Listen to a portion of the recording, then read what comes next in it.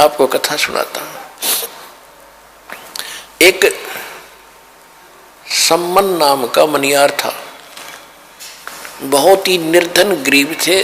दोनों पति पत्नी, उसकी पत्नी का नाम नेकी था, और दोनों पति पत्नी परमात्मा के शिष्य हो गए थे, कबीर भगवान के ज्ञान से परिचित हो गए थे। एक उनका लड़का था 10-12 वर्ष का, उसका नाम सेऊ था। सेऊ, शिव कहते हैं उसे, सेऊ कहा करते उसका।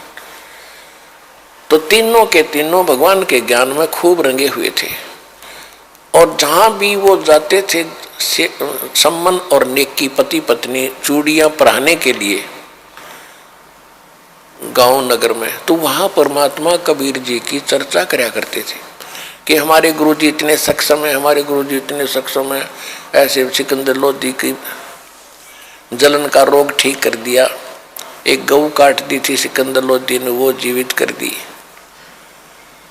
तो औरतें सुनती थी लेकिन मन में दोष रखती थी कि ये बेकार रखे गरीब आदमी, ऐसे कभी हो सकता है? अगर ऐसा होता तो ये होता वो होता, मतलब मन में अंदर दोष रखती थी, सुन अवश्य लेती थी। एक दिन क्या हुआ कि कबीर परमात्मा जी उनके घर चले गए। अचानक घर चले गए तो क्या देखा कि खाने का के लिए पूछा, 3 जने थे। इसी प्रकार एक कबीर परमात्मा जी ने एक कमाल नाम के लड़के को, 12-13 वर्ष की आयु का था, उसको मुर्दे को जीवित किया था। एक शेख तकी नाम का मुसलमान पीर था जो परमात्मा कबीर जी से ईर्षा रखता था। उसने ये शर्त रखती थी कि कोई मुर्दा जीवित कर देगा कबीर सिकंदर लोधी राजा के सामने, ये शर्त रखती थी दिल्ली के बादशाह के सामने कि यदि कोई मुर्दा जीवित कर देगा कबीर तो मैं कबीर जी को अल्लाह का अवतार मान लूंगा, नहीं तो नहीं मानूंगा, और मुसलमानों को कह दूंगा कि राजा काफिर हो गया है और काफिर को गुरु बना लिया है। सिकंदर लोधी चिंतित हुए, तब कबीर साहब ने कहा था कि टेंशन ना ले राजा, इसको कह दे कोई मुर्दा मंगा ले।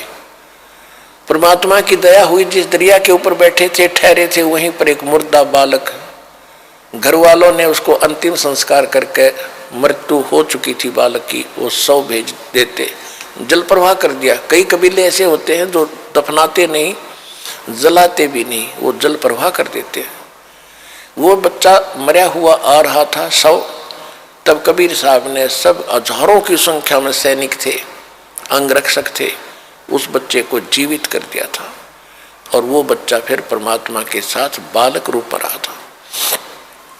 परमात्मा का अपना कोई बच्चा नहीं था। तो सभी ने कहा था जब लड़का जीवित हो गया कि कमाल कर दिया, कमाल कर दिया, भगवान आपने कमाल कर दिया, उसका नाम कमाल रख दिया। वो बच्चा भगवान के साथ परमात्मा ने पुत्र रूप में पाला। एक दिन उस कमाल का ये भ्रम हो गया था कि मेरे जैसा सेवक भगवान आपका और नहीं। अब उसकी फड़क निकालने के लिए गोरखनाथ, एक शेख फरीद जो परमात्मा, वो पहले गलत डलेड हुआ था, कुएं में भी लटक गया था, परमात्मा वहां पहुंचे थे और उससे कहा था कि भले आदमी तू क्या कर रहा है? कि मैं भगवान को दर्शन करने के लिए कुएं में उल्टा लटका हुआ हूं, तपस्या कर रहा हूं। तो परमात्मा ने कहा था कि मैं हूं वो भगवान, अल्लाह अकबर, जिसकी तू खोज कर रहा है।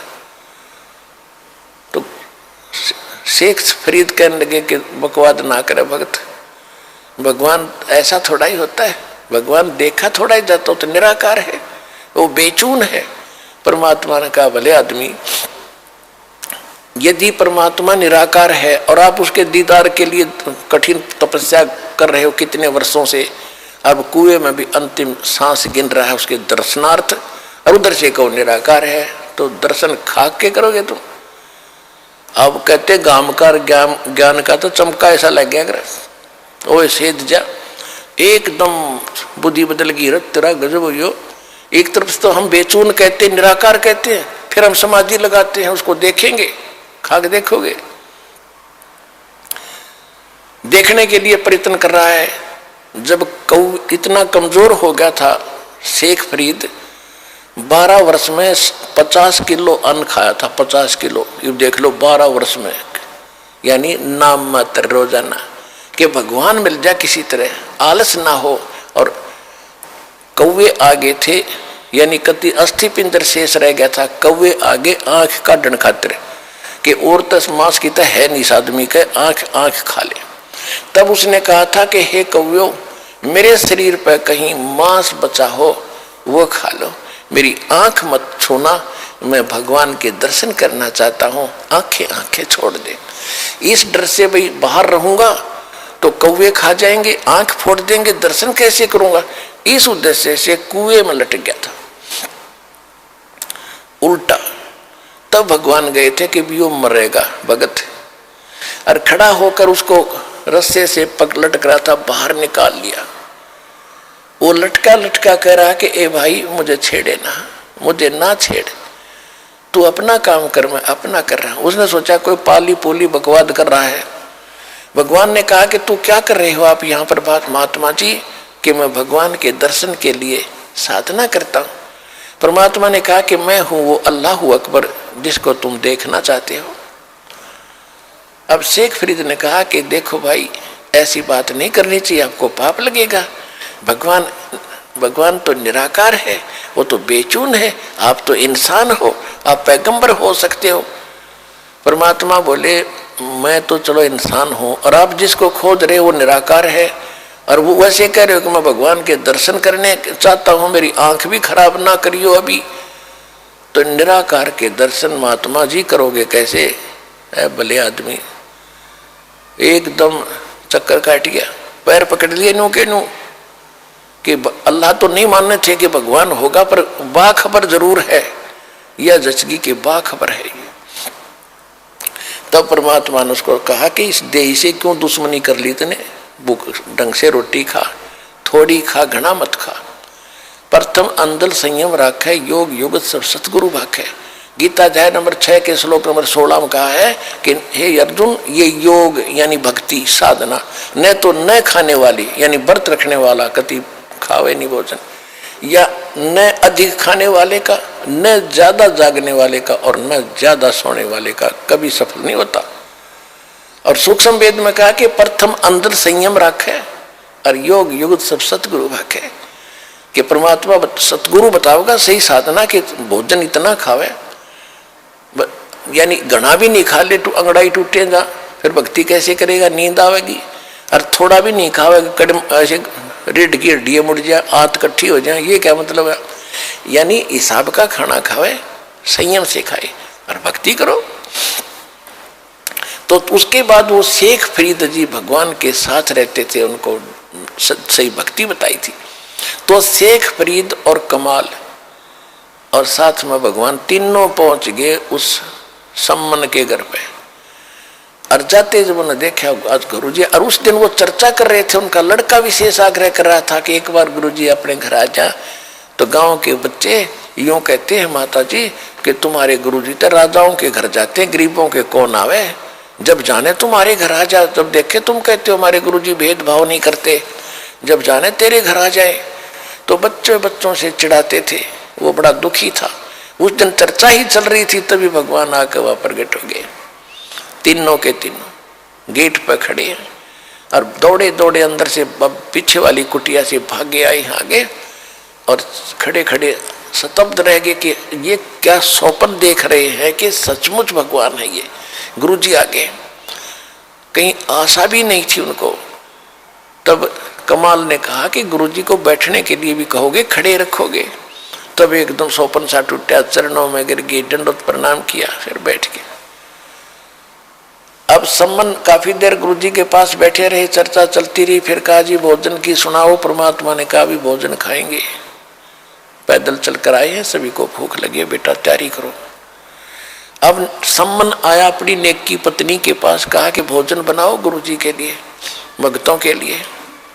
नेकी ने कहा कि घर पे इतने वीक थे, वो फाइनेंशियली इतने वीक थे, इतना निर्धन थे कि उनके पास उस दिन एक आदमी की भी रोटी नहीं थी, आटा नहीं था, ना कणक थी। तो नेकी ने कहा कि आज कोई आटा नहीं है, दाना नहीं है। तो सम्मन ने कहा कि ला तेरा ये चीर, तेरा ये ओढ़ना। देखो पुण्यात्माओं, द्रौपदी का चीर उतारने पर महाभारत हो गई थी, इज्जत और बेइज्जती का सवाल था। और वहां सम्मन कहता अपने गुरु जी की सेवा के लिए कि ला तेरा ये चीर, कपड़ा ओढ़ना, तेरी वायल, इसको मैं गिरवी रखाऊंगा और कुछ 2-3 सेर आटा ले आऊंगा। नेकी ने कहा कि मैं कई घरों में लेकर गई हूं इस वायल को, इस चीर को, ये फटा हुआ है, इस करके कोई गिरवी भी नहीं रखता। किसी ने आटा नहीं दिया, उल्टा ताने मार रहे हैं कि आज तो तुम्हारे घर फिर तुम्हारे भगवान आ गए हैं, वो तो तुम्हें वैसे ही खिला देंगे, तुम्हारे घर भर देंगे, वो तो बड़े बड़े चमत्कार करते हैं। ये जानबूझ कर बकवास कर रहे हैं। आज हमें ये आटा जान कर नहीं दे रहे, नहीं तो उधारा तो वो भी दे दिया करें गांव के गांव में। तो जानबूझ कर, वो नगर पैसे वाला घना था, इसलिए वो मस्ती मारे थे गरीबों के साथ। गरीब को तो वैसे ही नहीं सताना चाहिए और भगत को सताएगा तो घना पाप लगे। तो सम्मन बोला अब क्या करूं, वो तो कलेजा पकड़ के बैठ गया। जमीन पर चक्कर आने को हो गए। पहली बार गुरु जी आए मेरे कर्महीन के द्वार पे, हे परमात्मा मैं कितना दुष्ट हूं, आज मैं अपने गुरु जी की सेवा भी नहीं कर सकता है, इस पापी को पृथ्वी पर क्यों छोड़ा जाता। ऐसी ऐसी बातें करके घना चिंतित हो गया। नेकी ने कहा कि चिंता ना करो, कुछ यत्न करो। क्या यत्न करूं अब, सम्मन ने पूछा। कि ऐसे करो, अब तो गुरु जी से कह दो कि जी सुबह भोजन कराएंगे, ये खूब समझ जाएंगे, महात्मा है, दोबारा जिक्र नहीं करेंगे। तो सुबह कहाँ से लाएंगे, सम्मन ने कहा कि सुबह कहाँ से आएगा, झूठा और बनूंगा। तो नेकी ने बताया कि रात्रि के समय तुम चोरी करने जाना पिता पुत्र, और 3 सेर आटा चुरा लाना किसी का, महात्मा को संतों का भोजन करा के और इनको विदा कर देंगे। तो नेकी प्रति वो शिव जो लड़का था छोटा सा, प्रतिदिन सुना करता सत्संग में कि हे माता जी, गुरु जी तो कहते हैं जो चोरी करते हैं उनको बहुत पाप लगता है, वो माँ अपराधी व्यक्ति होते हैं, और आज हमें चोरी करने की आप सलाह दे रहे हो, आपको पाप लगेगा। तब उसने कथा सुनाई, बेटा इस नगर का हमने अन्न खाया है और इस नगर के अंदर माया ज्यादा है, पैसे घने हैं इनके पास, इनकी बुद्धि घूम गई, ये भगवान से नहीं डरते। और बेटा अगर साधु गुरुदेव यहाँ से भूखे चले गए ना इस नगरी का, उनको सब मालूम है ये क्या कहानी हो रही है, तो ये दोष इनको लगेगा और ये सारा गांव भी नष्ट हो सकता है, खत्म हो जाएंगे सब। एक कथा सुनाई कि ऐसे एक नगर था, उसमें पैसे वाले लोग घने थे, साधु संतों का आदर करना छोड़ दिया था। उस नगर के पास एक सिद्ध पुरुष आके रात्रि में रुक गया, उसके साथ एक बच्चा था, उसका चेला था। वो खाना मांगने के लिए नगरी में गया तो उस नगरी ने सब ने मजाक कर दिया कि तू मस्टंडा है और खाने कुमाने योग के योग्य है, और तुम मांगते फिरते हो, हमारी मजदूरी कर लो, पल्लेदारी कर लो, चलो तो रोटी मिल जाएगी। वो सारी नगरी में घूम कर खाली हाथ चला गया। संत ने पूछा बेटा क्या बात हुई, उस भगत ने कहा, शिष्य ने कहा गुरुदेव ऐसी नगरी मैंने नहीं देखी, सीधे मुंह बात भी नहीं करते और ऐसी ऐसी बकवास करे। सिद्ध ने कहा कि तू सुबह फिर जाना। अब वो सुबह फिर गया, सुबह गया तो वही बातें, फिर वो वापस आ रहा था। रास्ते में एक कुम्हार था, कुम्हार का घर था, विधवा थी वह कुमारी, 5-4 बालक थे छोटे छोटे, वो खुद काम करके गुजारा कर रही थी। अब उसने वो बच्चा श्याम को भी जाते देखा था, उसको मालूम था कि कोई अन्न नहीं देगा। और कुछ साधु संत ऐसे होते थे जो छोटी जाति वालों का भोजन नहीं लेते थे, इसलिए उसने टोका नहीं कहीं शराब ना दे दे। तो जब वो बच्चा अगले दिन भी खाली जा रहा था, कुमारी के घर से ही रास्ता जाता था आसपास से, तब उस कुमारी ने बहन ने कहा कि महाराज जी भोजन नहीं मिला दिखा है। अगर नहीं माता जी नहीं मिला कि मैं हूँ कुम्हार जाति से और ये आटा ले जा, तेरे गुरुजी को बता देना, वैसे मत कहना कि एक कुम्हारी ने दिया है, इच्छा हो तो खा लेंगे, नहीं डाल देंगे कहीं चींटियों को। अब वो लेकर के चला गया, उसने सारी कहानी बताई। जी उस नगरी में तो जालिम लोग रहते हैं, और ये आटा ऐसे एक माई ने दिया है, वो कुम्हार जाति से है, आपकी क्या आज्ञा है भगवान। गुरुदेव बोला बेटा यह आज्ञा है मेरी, तू वापस जा और इस भोजन को बना ले, खा ले, मैं तो खाऊंगा नहीं। और वापस जा, उस बेटी ने कह दे कि यहाँ से अपने परिवार को उठाकर ले जा, शाम से यहाँ से वक्त से लाद ले जा अपने सारे सामान ने, रात को ये नगर नहीं रहेगा। और ये बताएगी नहीं किसी को, नहीं तो वो भस्म हो जाएगी। और जहां रात हो जा वहीं रुक जाना, वहीं बस जाएगी, वहीं बस जाएगी, उसका वहीं पर वास हो जाएगा। अब उस संत ने आके बताया वशिष्ठ ने कि मेरे गुरुजी बहुत सिद्ध पुरुष है, जो वचन निकाल देते माई सच्ची मान लेना। और उन्होंने कहा तू यहाँ निकल जा अपने सारे साजबाज ने लेकर, जहां तुझे रात हो जा वहीं रुक जाना, वहीं तू बस जाएगी और रात को ये पूरा नगर खत्म होगा। इन साधु संतों को भूखा रखा है। तो माई पता था साधु संत की वचन पहले बहुत इस तरह के सिद्ध पुरुष निरे होया करते थे, इनका डर भी था। माई ने जब लाद लिए सारे भाषण गधों पर, और चलते चलते वहाँ रुक गई, जाकर वहाँ से उस नगर से थोड़ी सी दूरी पर 10-15-20 किलोमीटर, वहाँ रात होगी, वहीं रुक गई। और रात को वो सारा का सारा नगर कति नाश हो गया। ये साथ में एक अग्रोहा स्थान है, यहाँ ज्यादा सेठ रहते थे पैसे वाले, ये एक सिद्ध पुरुष ने खत्म किया था। यहाँ से एक माई चली थी, वो कुम्हारी, एक कुम्हारिया गांव बसा है, उस कुम्हारी के नाम से। अब सुबह सारे वो नाश हो गया, कति एक भी नहीं बच्चा, क्यों रात ने सारे अंदर, रात ने भूकंप का करके सिद्धि से सब खत्म। अब जब ये पता चला क्षेत्र वैसे गांव गर्क गया, गांव नष्ट हो गया, कौन बचा है? उस माई ने बताया कि मैं बची हूं, और एक साधु ने ऐसे बताया था, उन्होंने ऐसा ऐसा किया और मेरे को बता दिया था, मुझे बताने का आदेश नहीं था, मैं उनको नहीं बता पाई। तो सबको इतनी हमदर्दी हुई उस माई के ऊपर, गरीब और भगवान की कृपा होती है कि वहाँ उसको कोई सैकड़ों किले जमीन दे दिए और वहीं बस गई, उसके नाम से कुमारिया गांव बसा हुआ। अपने आत्माओं, नेकी ने अपने पुत्र से कहा बेटा अगर तुमने इस नगरी के तुम हितकारी हो तो चोरी करके लाइयो बेटा, अगर ये संत भूखे चले गए, गांव गर्क हो जाएगा, इसका बेड़ा गर्क हो जाएगा बेटा, अब तुम देख लो, चोरी को दान कर दे बेटा, चोरी नहीं है। और हम साधु संतों के लिए हम नहीं खाएंगे एक दाना भी, ये प्रण पक्का है।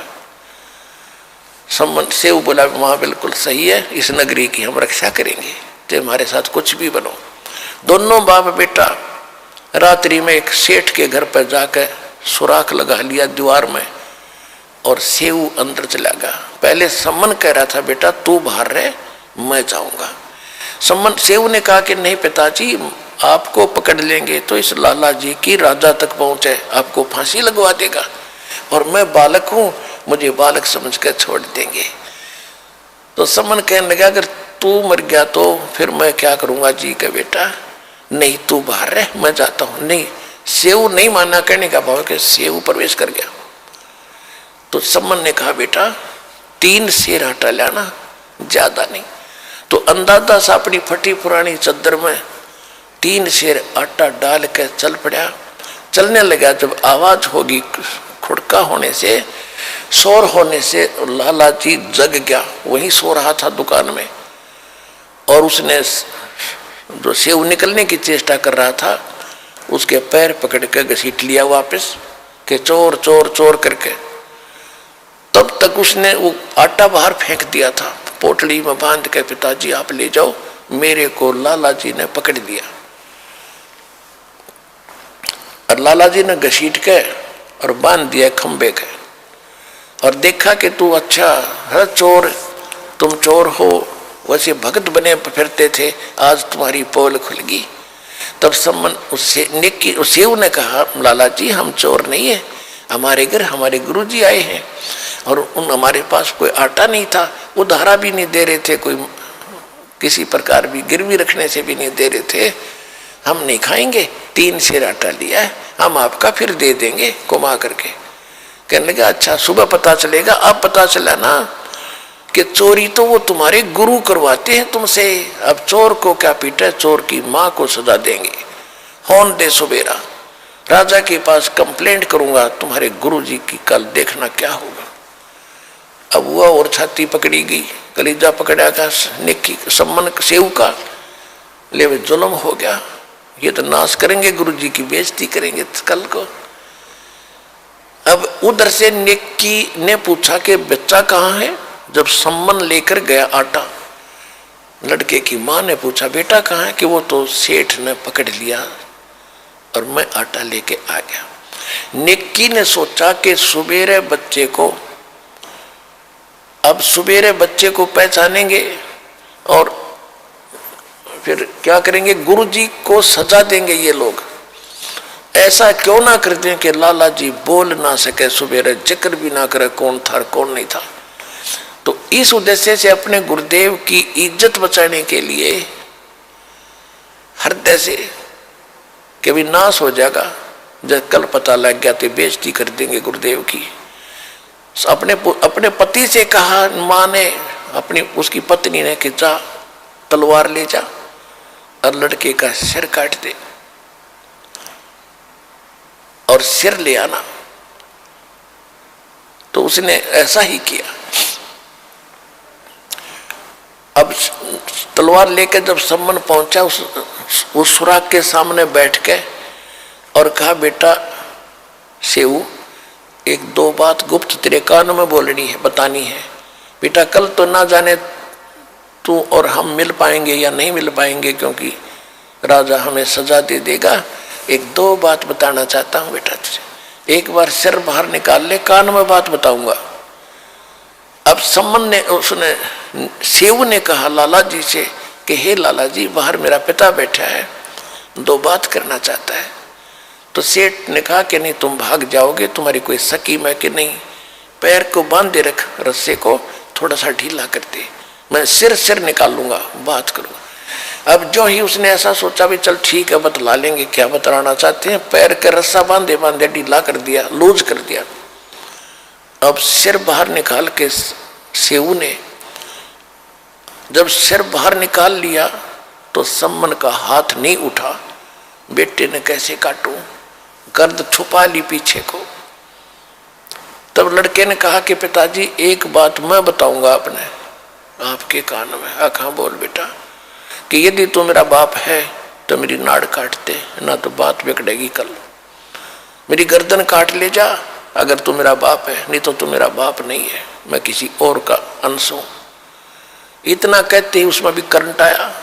तब बच्चे की मुख से बात सुनकर उसने सिर काट दिया सम्मन ने, और चोटी पकड़ कर घर ले गया, ऊपर शीश को। उधर से लाला जी ने देखा कि ये तो 302 का मुकदमा तेरे लगेगा। उसने क्या किया, उस बच्चे को घसीट के धड़को और एक पजावे में जाके गिरा। गड्ढे से होते थे जहाँ कुमार लोग मिट्टी मुट्टी खोदते थे, गड्ढे एकांत में, वहां गिर डालिया और अपनी वह दीवार बंद करके और लीप लाप के उसका रेता मार के ऐसा कर दिया जैसे कुछ हुआ ही नहीं। उधर से जब सम्मन उस लड़के के शीश को लेकर गया, नेकी ने पूछा, कहा कि अब फिर वापस जाओ। अब सेठ उसने कहीं जंगल में डाल कर आओगा लाश को, शेष शरीर को धड़को, और उसको भी उठा लिया। कदे कुछ दिन में फिर बात चल रहा कौन है किसका मर गया, इंक्वायरी चल रहा है और बच्चा पहचानना चाह। अब फिर वो गया सम्मन जहां उसकी घसीट जा रही थी। लाला जी ताके अपना बैठ गया करके शांत, और वो लिया फिर उसने उठा के बच्चे के लाश को चादर ढक के और ला के कोने में डाल दी झोंपड़ी के, और ताक में अलमारी के एक ताक में रख दिया सिर। और बेटा का कत्ल हुआ पड़ा सतगुरु की सेवा में। नेकी सम्मन कहने लगा रोइए मत, रो भी पड़ी ना आंखें मांसू आगे, गुरुजी ने पता लग जाएगा और भोजन नहीं खाएंगे। तो उन्होंने माँ ने रोटी बनाई और वक्त से 5:30-6 बजे सी। कहा कि जाके कहते गुरुदेव ने शाम की भूख लगी है, भोजन जल्दी बना दिया, खा लो। और जल्दी जान की कह भी रहे थे, हमने सुबह जल्दी जाना है, तो ये खाकर चले जाएंगे कि इनको पता नहीं लगेगा, नहीं तो रोटी नहीं खाएंगे। समन ने कहा कि आओ महाराज, भोजन तैयार है। तीनों परमात्मा कबीर जी और दोनों कमाल और फरीद जी वो बैठ के एक तरफ भगवान का आसन लगा दिया कबीर जी का, और 3 बर्तनों में भोजन सारा जितना बनाया था 3 पात्रों में डाल के धर दिया, 3 दोनों में पतलों में। थाली भी ना थी, बेचारे गरीब होंगे। तो परमात्मा ने कहा भी ऐसे नहीं, इनको 6 भागों में बांटो, 3 तुम हो, 3 हम हैं, सारे मिलकर बैठकर प्रसाद बनाकर प्रेम से खाएंगे, तुम भी तो मेरे बच्चे हो। अब समस्या आएगी कि डालो डालो, 6 जगह डालो। अब उन्होंने 5 जगह डाल कर रख दिया कि नहीं 1 जगह और डालो। अब वो कह रहे थे जी बच्चा कहीं बाहर गया है खेलने के लिए, देर से आएगा, कि नहीं आ जाएगा, जब खा लेगा उसको छोड़ देंगे, बैठ जाओ। तो उन्होंने सोचा चल ऐसे भी ठीक है, ये छोड़ देंगे, गला डला डलाया, बात खत्म हो जाएगी। 6 जगह कर दिया। तब परमात्मा ने कहा कि आओ सेऊ जीम लो, ये प्रसाद प्रेम और सिर कटते हैं बेटा चोरों के, संतों को नितक से। सेऊ धड़ पे शीश चढ़ाओ, बैठा पंगत माही, और नहीं निशानी गर्दन के, यो ओ सेऊ अकनाही। बोलो कबीर भगवान की जय हो।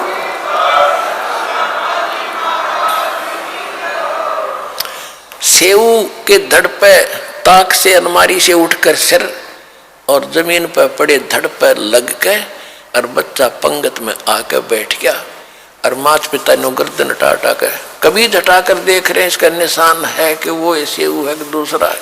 अंदर जाकर देख काए हम इतने नालायक हो गए जो पेटा भरा, जब कभी आंखें देख ले वहां केवल रक्त के कण पड़े थे, कुछ छींटे लगे हुए, बच्चा बाहर बैठा, उसके निशान भी नहीं, और अपने हाथों काट रखा बच्चा।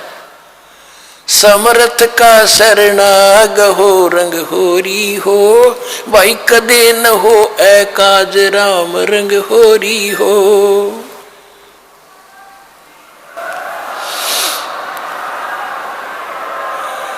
उसके बाद परमात्मा ने इतना धन दे दिया उस सम्मन को, 1 नंबर का सेठ उसी जीवन में, उस शहर में 1 नंबर का सेठ हुआ। अब यहां गरीबदास जी कहते नुक्ते ऊपर रिज जाएगा रे, करोड़ कर्म जल जा तुम्हारे। इतना समर्पण होकर देखो इस कबीर भगवान पर, ये नुक्ता था, वो कोई शौक नहीं था बच्चा काटने का, उन भगवान की इज्जत के लिए कि हमारे परमात्मा की गुरुदेव की बेइज्जती ना हो जा। इकलौता पुत्र काट दिया, आंखों मांसू नहीं आन दी, तो कहते इनसे प्रसन्न होगा भगवान, इतने सेक्रीफाइस से। कहते नुक्ते ऊपर रिज जाएगा रे और करोड़ कर्म जल जा तुम्हारे। तो अपने आत्माओं तुम ऐसे भगवान की शरण में आगे हो, सच्चे दिल से भक्ति करो कति आत्मा से, और फिर देखना पल पल में कितने चमत्कार आपको देगा, आप सोच भी नहीं सकते, और मोक्ष देगा।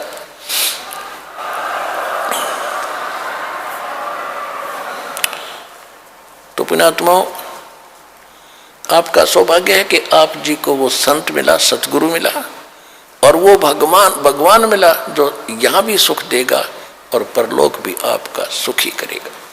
बोलो सतगुरुदेव की जय।